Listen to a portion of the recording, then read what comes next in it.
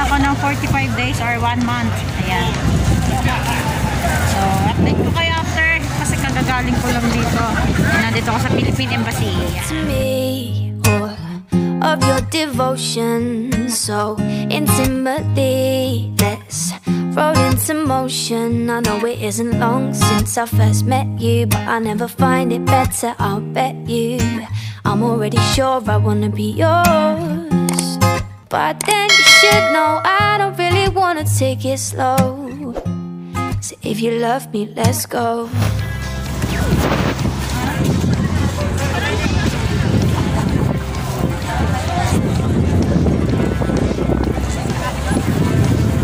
Ayan. Here in the Philippines. Ayan. Tapos na ako. Waiting ko. Philippine Embassy. Wait, Philippine Embassy. I'm already done, guys. So, ano na lang. Aalis na lang ako, pero mag-wait na lang ako para wala, stand-by lang. Nakita si Ate Delia. So, ngayon against the light. Ayan. Wala nyo mahangin po, guys. Yan, naalis na rin tayo maya-maya lang. So, ayun. Wala lang, nag-update lang tayo. Nag-keme-keme douche. So, ayan. Thanks God. Nakita nyo naman tayo. Releasing ng aking passport after 1 month, guys. Kaya na-ipapos siya kasi bukas yung visa ko finish na. So, next time na naman siya ng 2 months until January. Exactly, maybe this December yung aking passport dumating. So, ayan. Pupunta na lang tayo dito, guys. Again and again. So, ayan. Kapaalam na tayo dito sa embassy. And then, later, uwi na ako. Wala na ako pupunta or wala ako ng water kasi wala na talaga akong water sa bahay. Looks. Tingnan natin ang shortage there. Ito yung aming embassy dito sa Kuwait. Philippine Embassy. Yan, guys. Ang daming mga nagpapas-schedule and yan. Doon si Ate Delia. Ayan. So, ito lang naman, guys. Marami pa rin nakaschedule. Buti na lang napaaga tayo. Ayan. Number 43 tayo. Medyo ano na nga yun eh. So, ayan lang.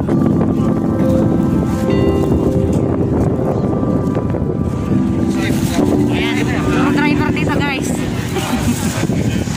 Pilipino mga driver. So, ayan. Uwi na tayo. Tapos na tayo sa embassy. For now, we will go. Uwi muna tayo sa bahay, guys. Ayan.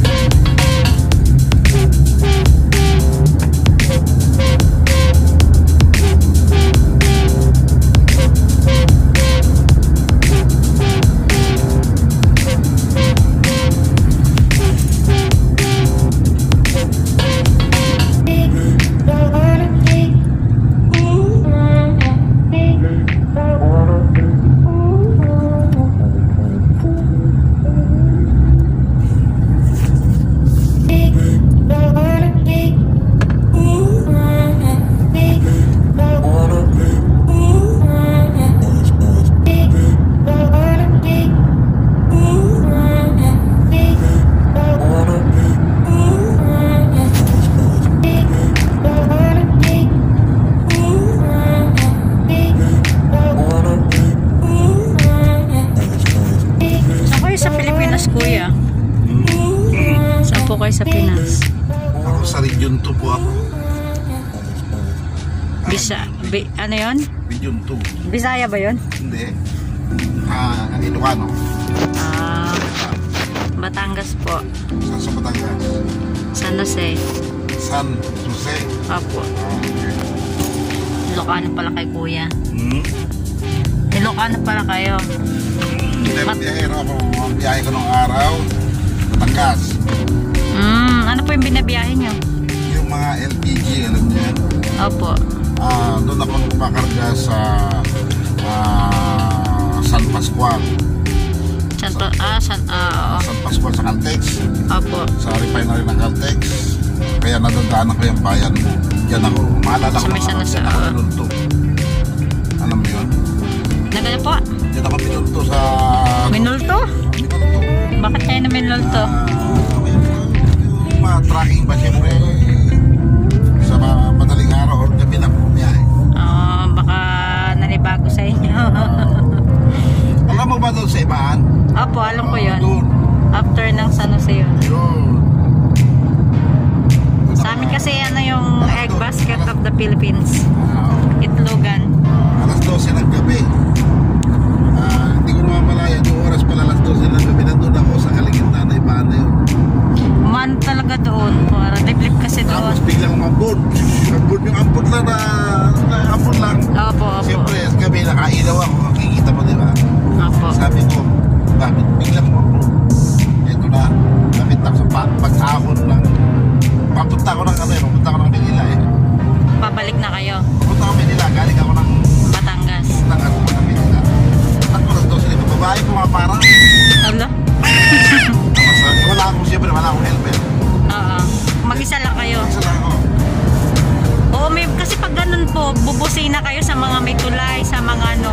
Basta yun sa may Ibaan na yun. Opo, May doon. Ibaan, pababa mo na Ibaan. Oo, dapat lagi kayong bubusina doon. Papuno doon, di ba? Opo. At saka doon, tiligpit na yung lugar na yun, Ibaan na yun. Sabi ko, alas 12 ng gabi, sa kaya pupunta ito. Binintuan nyo, dapat binasinahan nyo. Nung malapit na ako, nakatinag ko sa ilaw, malapit na ako, walang paa. Nakalutang sa hangin. Aray ko po. Sabi ko, yan na, busino na ako. Puminto ako sa lusina. Oo. Pag ganun, bubusina kayo, bababa kayo, ganun, bubusina. Siyempre, mag-isa ako eh. Alam mo Oo naman. nga, mabait pa rin si God. Tapunan niya na mga patay yun eh. Libliban kasi po yun. Liblib yun agad na yun eh. May mga, lalo na yung mga tulay doon. Nakakatakot. Hindi na ako nagpa-umaga na ako pag-umabot pa yung umaga na. Wala akong helmet. Dapat pag mga ganyang biyahe, may kasama lagi. Hindi kasi ang penalty ko nung araw, yung misis ko. Oh? Oo, misis ko. Kasi ano kami dyan eh. Ano ba pangalan mo, kuya? Manny? Marlo. Si Kuya Marlo. Siyempre, napagod yung asawa ko. Iiwan mo na ako sa biyahe. Iiwan sa Batangas. Tapos langaning oras pa kayo para maaga kayo makarating doon sa ano. Tapos yung babae wala naman mukha na nakita nyo. Aninag nyo lang na nakita. Sa ilaw, tapat sa ilaw. Parang kahit sa kape ko, grabe naman. Buti hindi nyo inentaan. Ano lang, napusina lang dapat. Walang pao lang po. Diretso na ako. Pagdating ko lang, nakasaw siya, window ako doon. Kaya ako ng konti kasi parang napagod ako. Hiningal kayo nun, yung tibok ng puso nyo, lakas. Tatapatan mo siya mismo. Parang tapat-tapat. Wala sa ayos. Alala ko kaya sa kusina yun. Ilang years na kayo dito, kuya? Magto 20 years na. Pero every year kayo nakaka-uwi. Minsan din na ako. Pag may pera. Oo nga, magastos. Diyos ko, grabe ang Pilipinas ngayon. Tsaka yung sitwasyon natin dito. Oo, nako. Hindi naman nalaman tayong sahod. Mga sila tayo na kita ng pamamalata. Sa bagay.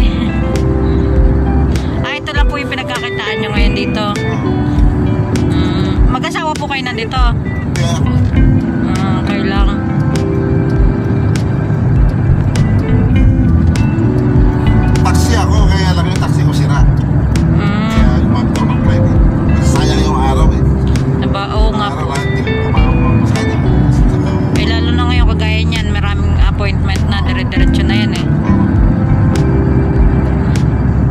Ano na yan, ang dami nang paso eh. Anong karamihan ngayon, pasok? Oh, appointment ko bago pa yung mag-batch 1, batch 2 na yan. Noon pa. Kasi bukas yung visa ko okay, tapos na. Pero buti na lang na-extend agad. Tapos yung passport ko January. Kasi noon pa po yun, nabot ng, may appointment na ako noon. Bigla nag-close, diba? Lockdown. Tapos nagbukas na naman sila ng batch 1. Pinasukan ko lahat ng batch na yun. Ako, Pero okay ka na? Opo, awa ni God. Naka-renew ko na? Renew na. Ano na lang, waiting na lang para sa releasing. Okay, okay na yan. By December, nandyan na siguro yan. Kasi 1 month eh. 45 days pa naman. Parang gano'n. January 13, tapos na yun eh. Passport ko. 10 years naman. Bagong ano lang ako ngayon, bagong renew. Sa anong company ko yan dito? Ayan yung company namin, no. Ito. Itong green. Ito, yan, Derma Clinic na yan. Nasa loob. Ano po, Derma, yung sa mukha, opera, mga lipo-lipo. Ay, gano'n. Opo. Yung mga nagpapaganda. Oo, ano lang naman ako, dyan, cleaner. Yung mga gumagawa ng baliktad na labi. Yun, yung amo namin. Yung Diyos ko, gaganan yung muso. babaliktad rin yung labi. Oo, may mga babae dito, gustong-gusto. Tama.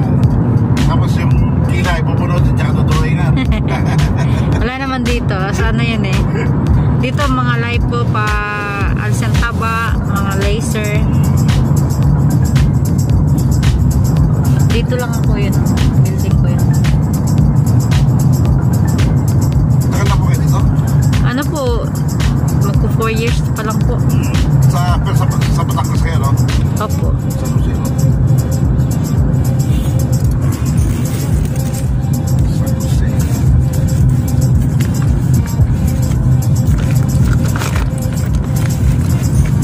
Hindi tayo pwede naman, no? Dyan dito kuya, pwede. Tapos dito ka kanan. Ano ulit tayo? Yan. Kanan na. Dito. Tayo ba? Diretso tapos kaliwa. Maraming Pilipino dito, no? Naku, parang nga, kasi sa appointment na lang, hindi na naubos-ubos. Dito ba? Sa lugar niyo ba? Ay, parang hindi kuya, mas marami yata dito mga pana at saka ipis. Wala ka masyado nakikita ang mga ano dito eh. Marami dito may nahatdan ako dito na isang Pilipina, puro mga Pilipina, yung mga kadama na tumatakas, dito pupunta. Ayo, siguro. May nahatdan dami yung building niya. Kung may pawak sa nila mga painter niya. Kasi ang daming mga ano dito.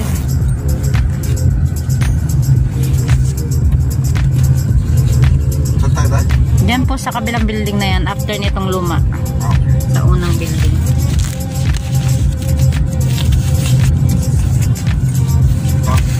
Opo, ayan. Ayan, sige dyan lang kuya. Thank you po. Salamat din po. Ingat kayo. Oh, buenas, marami yan sunod. Salamat po. Sige, thank you po. Ingat din kayo. Okay.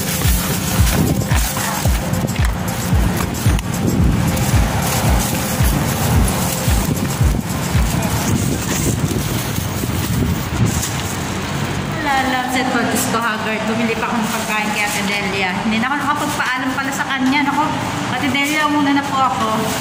Then, dito na ako sa bahay. Ayan. Dito na ako sa baba namin. So, akit tayo ng elevator. Okay, at sakay pala. Ayan. Okay, naka-open na siya mga lalabs. Magalaw, medyo magalaw ng aking anak. Maliliyo na naman kayo. Magreklamo na naman kayo. Ayan.